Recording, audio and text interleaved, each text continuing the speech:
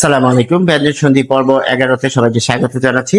পর্ব 10-এ আমরা যে নিয়মগুলো পড়েছি তার মধ্যে একটু ব্যতিক্রম একটি বিষয় রয়েছে, সেগুলো দিয়ে আমরা সাজিয়েছি পর্ব 11। সেটি বলছে যে আধুনিক বাংলায় ময়ের পরে কণ্ঠবর্গীয় ধ্বনি থাকলে, অর্থাৎ আগে যে নিয়মটি আমরা পড়েছিলাম ময়ের পর যে কোনো বর্গীয় ধ্বনি থাকলে সেটি নাসিক্য হবে। কি হয়ে যাবে? ময়ের জায়গায় নাসিক্য বসবে। এখানে বলছে আধুনিক বাংলায় ময়ের পর কণ্ঠবর্গীয় ধ্বনি থাকলে, অর্থাৎ ময়ের পর যদি ক দিয়ে কোনো কিছু থাকে বা খ দিয়ে কোনো কিছু থাকে, তাহলে এখানে এই যে নিয়মটি ছিল যে নাসিক্য ধ্বনি ও বসবে, ও বসার কথা, কিন্তু আধুনিক বাংলায় অর্থাৎ বর্তমানে যেভাবে আমরা বাংলা বানান লিখি সেই ক্ষেত্রে ও না বসে এখানে অনুসার বসে থাকে। যেমন সম যোগ গত, তাহলে সম ম এরপরে কি বসেছে? গত, গ বসেছে। গ হচ্ছে ক বর্গীয় ধ্বনি, ক খ গ। তাহলে স্বাভাবিক গ থাকার কারণে এখানে হওয়ার কথা কি? ও হওয়ার কথা, এখানে ও হওয়ার কথা, কিন্তু ও না হয়ে কি হলো? অনুসার হলো। এই বিষয়টি আধুনিক বাংলায় ঘটে থাকে বলে আমরা ও ব্যবহার না করে অনুসার ব্যবহার করি। এরপর আমরা দেখব অহংকার। অহংকার, অহম যোগ কার, তাহলে এখানে সংকেত হচ্ছে অনুসার।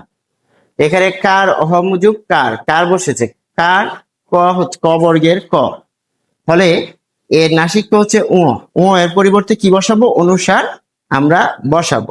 আমরা দেখতে পাচ্ছি যে এখানে ক দিয়ে শব্দ গঠিত হয়েছে, শব্দ এখানে যুক্ত হয়েছে কার, ফলে এখানে অনুসার হচ্ছে আসলে সংকেত। যেখানে অনুসার পাবো সেখানেই ম বসিয়ে দিব, অনুসার পেলেই ম বসিয়ে দিব। অহম কার, অহংকার, তাহলে অহম যোগ কার। এরপর আমরা দেখব সংখ্যা। অনুসার রয়েছে, অনুসারের পরিবর্তে আমরা কি বসাবো? ম বসিয়ে দিব। তাহলে আমরা দেখি ময়ের পর এখানে কে বসেছে?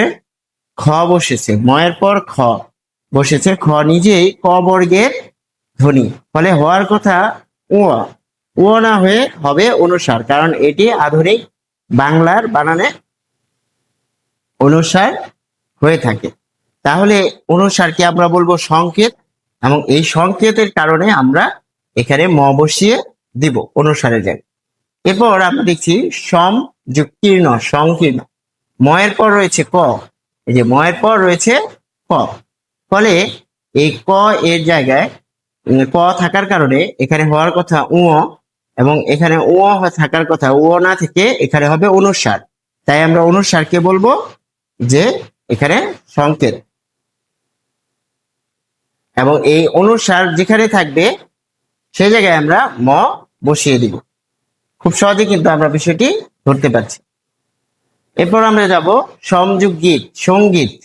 তাহলে ময়ের পর রয়েছে গ, গ হচ্ছে ঘোষ অল্প প্রাণ ধ্বনি, এটি আবার ক বর্গের ধ্বনি, ক বর্গের যে 5টি ধ্বনি এর মধ্যে গ একটি, ফলে আমরা পাচ্ছি সমযোগ এখানে গীত, সঙ্গীত।